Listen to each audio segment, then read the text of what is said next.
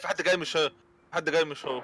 ياه اخيرا. Do you know yo can you teach me how does it what who just fucking hit me اجري في عايز نبول علينا يم هت في مين هت فيه ياض اطلع عليه هت يابا انتوا كنتوا مات هتضربوني المفروض ها؟ مات كده هتني يعني مات ها انتوا كنتوا هتضربوني يا جدعان. فين هنا لا مان لا فين ايوه انا أيوة. هو مات فين ايه ده اهو ده مات الله ده مات بيه الله يا اختي يمي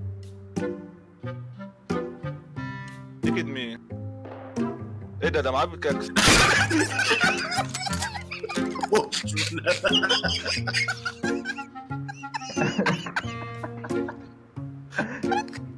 تبعنا ادخل اعمل ايه حته اساسن كريد دي بص حته اساسن كريد بص هكونا ماتاتا طبعا ما حصلتش يا خساره انت وراه ارجع كرافت 10 كده.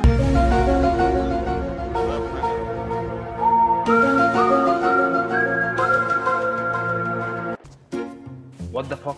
اهو بص شايف الولز اللي هناك دي كانت مليانه ناس.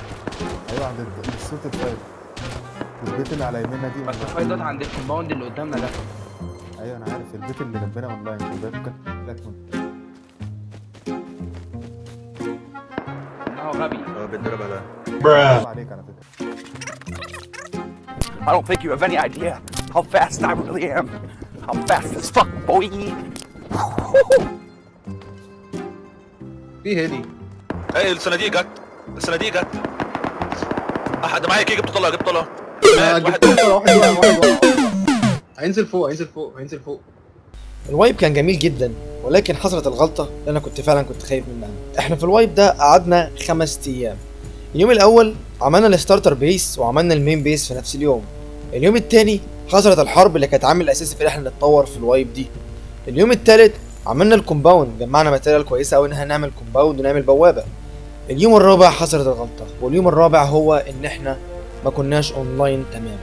اليوم الخامس لما فتحنا وبقينا أونلاين اكتشفنا ان الجيت بتاعتنا اتعمل لها جريف، بقى ان احنا نخش ونطلع من الجيت بقت حاجه نوعا ما صعبه جدا، واضطرينا ان احنا نعمل تويجز نطلع ننط من عليها ونخش.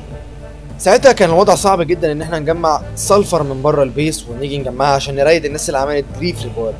في وسط ما احنا كنا بنجمع الماتيريال كانت هي دي النهايه. ناس جايه هنتريد يا جدعان. اما احنا نبعتهم نكلمهم طيب.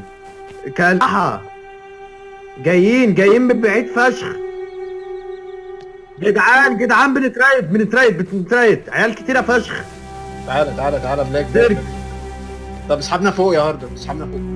انا فوق بيقعد شويكم على شمالك خالص.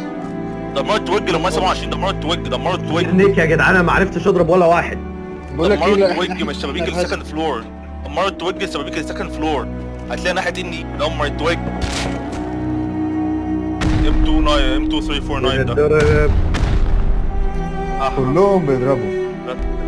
لا ممكن ما يكونش معاهم كفاية كله بس البتاع. ما كنتش قادر اعمل حاجه، ما كنتش سامع غير صحابي هما بيحاولوا يدافعوا عن البيس، والروكيتس اللي كانت بتخبط في البيس واحنا كنا قاعدين جوه مش عارفين نعمل اي حاجه. احنا كنا حرفيا بنتقتل بروكيتس. احنا البيس بتاعتنا كان فيها بالظبط 5000 سلفر وكام AK عشان يخشوا البيس بتاعتنا. دخلوا ب70 أو 80 روكيت تقريبا. في الحاله دي هم عملوا ويست رهيب عشان يعرفوا يخشوا البيس بتاعتنا، ودي في كل الاحوال يعني موضوع ايجابي ان احنا عشان نتريد ما كانش ينفع ان احنا نتريد بالسهوله دي، كان لازم حاجه و80 روكيت او حاجه و70 روكيت وبس. ده كانت سلسله راست، اتمنى تكون السلسله عجبتكم. لو عايزين تلعبوا راست او انت شايف ان انت بتعرف تلعب راست كويس جدا، الديسكورد بتاعي هتلاقوه في الديسكريبشن، خش وكلمني وهعمل لك رانك انك تخش تلعب معانا براحتك. توقعوا سلاسل اكبر للعبه راست قدام ان شاء الله قريب. وبس كده، السلام عليكم ورحمه الله وبركاته.